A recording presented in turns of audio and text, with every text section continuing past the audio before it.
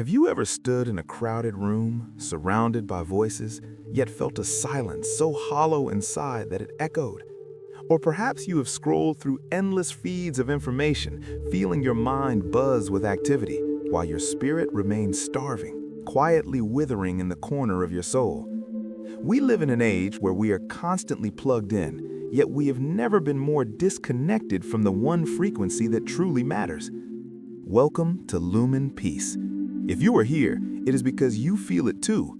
That subtle glitch in your spiritual connection, the feeling that you are operating on an outdated operating system that can no longer handle the complexity of modern life. But what if I told you that the exhaustion you feel isn't because you are doing too little? What if the problem is that you are trying to run a divine program on a cluttered hard drive? Today, we are not just talking about prayer or meditation in the way you've heard 1,000 times before. We are talking about a complete system override. We are going to explore how to physically and spiritually rewire your habits to cultivate a faith that isn't just a Sunday morning ritual, but a profoundly present, living electricity that powers every second of your existence. This is not about adding more to your to-do list. It is about stripping away the insulation that is built up around your heart, layer by layer, until you are raw and open to the divine presence that is already right here, waiting for you to notice. Imagine your spirit is a house. For years, you have been keeping the lights on in rooms you don't even use. Worry, regret, future anxiety. You were tripping the circuit breaker every single day because you were drawing power for things that do not serve you. To rewire your spirit, we first have to find the main breaker. We have to find the source of the interference. Most people think the opposite of faith is doubt, but in our modern world, the opposite of faith is distraction. It is the noise that drowns out the whisper of God. We're about to embark on a journey through 5 specific practical shifts. These aren't abstract theological concepts, they are tools. And the first tool we need to pick up is something so simple yet so terrifying for the modern mind that most people refuse to touch it. It requires you to stop running. It requires you to look at the blank screen of your own soul without flinching. Before we can install the new habits, we have to clear the cache. But be warned, once you start this process, you cannot unsee the clutter you have been living with. You will begin to notice every moment you have been sleepwalking through your own life. Are you ready to unplug from the noise and plug into the source? The first habit changes everything about how you wake up in the morning, and it has nothing to do with your alarm clock. It is a secret used by mystics and visionaries for centuries, but we have forgotten it in our rush to be productive. You open your eyes. The room is likely still dark, or perhaps the morning light is just beginning to bleed through the curtains. In this precise millisecond, you are at a crossroads that defines the trajectory of your entire spirit for the next 16 hours. For 99% of us, the hand instinctively reaches out. We fumble for the glowing rectangle on the nightstand. Before our feet have even touched the floor, we have injected a dose of cortisol and dopamine into our brains. We check emails, we see a tragic headline, we compare our lives to someone else's highlight reel on social media. We have allowed the world to scream at us before God has had a chance to whisper. This is a corrupted boot sequence. If you start a computer with a virus, it doesn't matter how fast the processor is, the system will lag. Your spirit is no different. The first practical habit for a profoundly present faith is what I call the first fruits of attention. The ancient mystics understood that the veil between the physical and the spiritual is thinnest in the liminal space between sleep and full wakefulness. Science now tells us that our brains are in a theta state during this time, highly programmable and deeply impressionable. By scrolling through your phone, you are literally rewiring your brain to be reactive, anxious, and scattered. You are training yourself to be absent. To rewire your spirit, you must reclaim these first 3 minutes. It sounds easy, but try it tomorrow morning. The urge to distract yourself will be physical. It will feel like an itch you cannot scratch. Here is the practice. When you wake up, do not move. Do not reach for the phone. Keep your body still. For 3 minutes, you are simply going to exist. You are going to offer the first fruits of your consciousness to the present moment. You say internally or out loud, I am here. You are here. You acknowledge the Creator before you acknowledge the creation. You anchor your identity in being a child of God before you anchor it in being an employee, a parent, or a partner. This simple pause creates a buffer zone, a holy insulation that protects your peace from the inevitable chaos of the day. But this is where the danger lies. You might master the morning, you might win the first battle of the day, but the war for your attention is relentless. As soon as you step out that door, the world begins to pull at you. You will face a difficult conversation, a traffic jam, or a sudden crisis, and that morning peace will evaporate like mist. Most people think faith is about holding on to that morning feeling all day, but that is impossible. The real secret of rewiring your spirit isn't about holding on, it's about knowing how to return. There is a specific mechanism, a spiritual anchor that you can drop in the middle of a chaotic afternoon to instantly reset your system to that morning peace. It's a technique that takes less than 10 seconds, but it has the power to stop a panic attack in its tracks and turn a mundane moment into a miracle. Without this second habit, your morning silence is just a nice memory. With it, your faith becomes a mobile fortress. The morning silence is faded. You are now in the thick of it.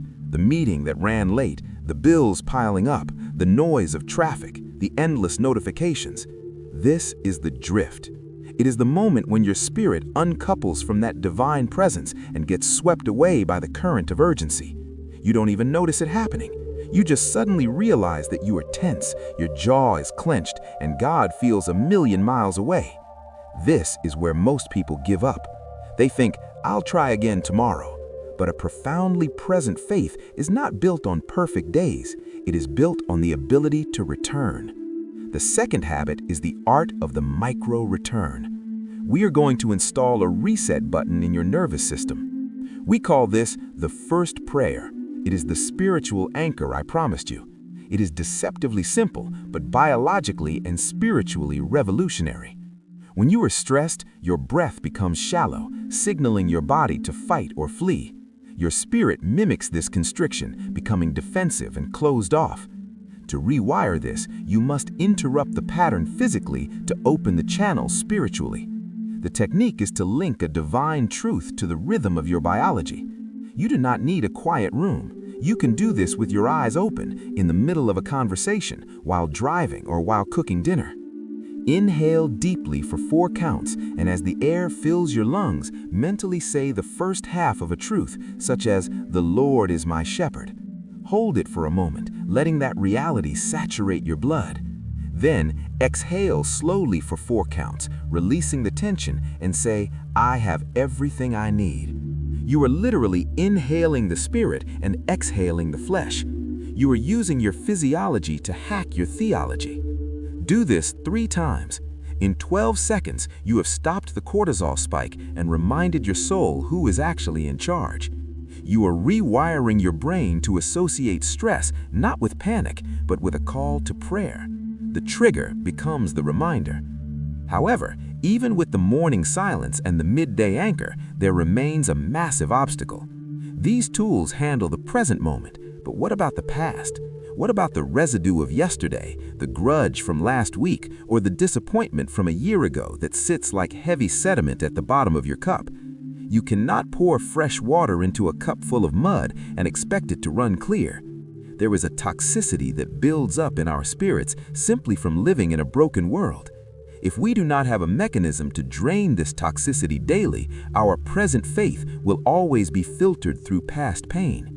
The next habit is the most difficult one to practice because it requires you to surrender your right to be right.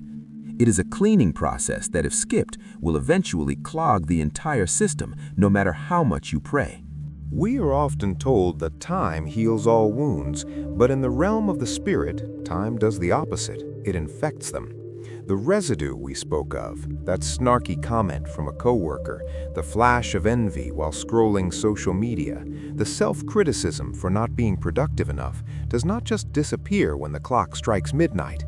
If left unattended, these micro-traumas calcify. They become the hard wiring of bitterness that blocks the flow of grace. You can breathe through the stress all day, but if you go to sleep holding on to the debris of the day, your brain consolidates those negative emotions into your long-term memory while you dream. You are literally programming your future self to be cynical. To prevent this, we must install the third habit, the twilight release. This is the spiritual equivalent of brushing your teeth. You wouldn't go to bed with the day's food stuck in your teeth because you know it causes decay, yet we go to bed with the day's anger stuck in our hearts constantly. The practice is precise. Before your head hits the pillow, you must perform a scan. Close your eyes and replay the film of your day in reverse. Do not judge it, just watch it. Spot the moments of friction. See the face of the person who annoyed you. Feel the texture of your own anxiety. Now you must physically and spiritually evict these tenets. You cannot just ignore them, you must release them. Visualize these moments as stones in your hands. Clench your fists tight, acknowledging the weight. Then physically open your hands, palms facing upward, and whisper, "I release this. It is not mine to carry." You give the judgment to the ultimate judge. You give the worry to the ultimate provider. You empty the cup. When you do this, you interrupt the consolidation of negativity. You break the chain. You go to sleep light, meaning your spirit is free to be renewed rather than spending the night fighting old battles. But here is where we reach the terrifying precipice. We have mastered the morning silence, we have anchored the chaotic day, and we have learned to clean the vessel at night. You are now a clean, calm, and present vessel. But a vessel that is clean and empty is in a dangerous state. In physics, nature abhors a vacuum. In the spirit, a void demands to be filled. If you stop here, you have only achieved self-help. You have built a peaceful prison. To shatter the glass and step into a faith that actually moves mountains, you need the final key. It is the one thing that turns all this internal work into external power. Without this last piece, your peace will eventually stagnate and turn poisonous. It is the catalyst that ignites the fuel we have been gathering. We have cleared the noise. We have anchored the storm. We have emptied the trash. Now you stand in the center of your life, a vessel swept clean, breathing deeply and free of yesterday's burdens. But remember, a lighthouse that only shines on itself is useless to the ships in the dark. It is just a burning tower. The final habit, the one that completes the circuit and actually rewires your reality, is the outward flow. You see, spiritual stagnation happens when we consume peace but never dispense it. We treat God like a personal spa treatment instead of a power plant. The energy you have cultivated through silence, breath, and release must go somewhere. If it stays in you, it turns into spiritual pride. If it flows through you, it becomes a miracle. The final practical habit is to close the circuit. Electricity only powers a light bulb when the current flows through it and back out. To have a profoundly present faith, you cannot just be a reservoir, you must be a river. The practice is this. Once a day, choose one interaction, a cashier, a difficult boss, a child, or a stranger on the street, and intentionally toggle your vision. You are going to switch from transaction mode to imago Dei mode. Before you speak to them, look at them for one extra second. See the divinity behind their eyes. Acknowledge that they too are carrying heavy burdens. Silently wish them peace before you say a word. This sounds small, but it is metaphysical dynamite. When you look at someone with the intent to bless rather than to get something from them, you stop being a victim of your environment and become an architect of it. You will find that when you become a conduit for peace, your own supply becomes infinite. You are no longer trying to manufacture patience, you are channeling it. The exhaustion disappears because you are no longer running on your own battery, you are plugged into the source. This is the fully rewired spirit, input from the divine, output to the world, with you as the joyful open wire in the middle. You are present, not because you are focusing hard, but because you are finally alive. This journey of rewiring is not a one-time event, it is a lifestyle. It is a choice you make every time you blink. You have the tools now. The signal is clear. The noise is fading. The only question left is, will you keep the connection open? If this message resonated with your spirit, if you felt that spark of recognition that suggests you are ready for more than just a surface-level faith, please press the like button. It helps this signal reach others who are still lost in the static. And if you are ready to walk this path of profound presence, subscribe to Lumen Peace. We are building a sanctuary in the digital wilderness, and there is a place here reserved just for you. Welcome home.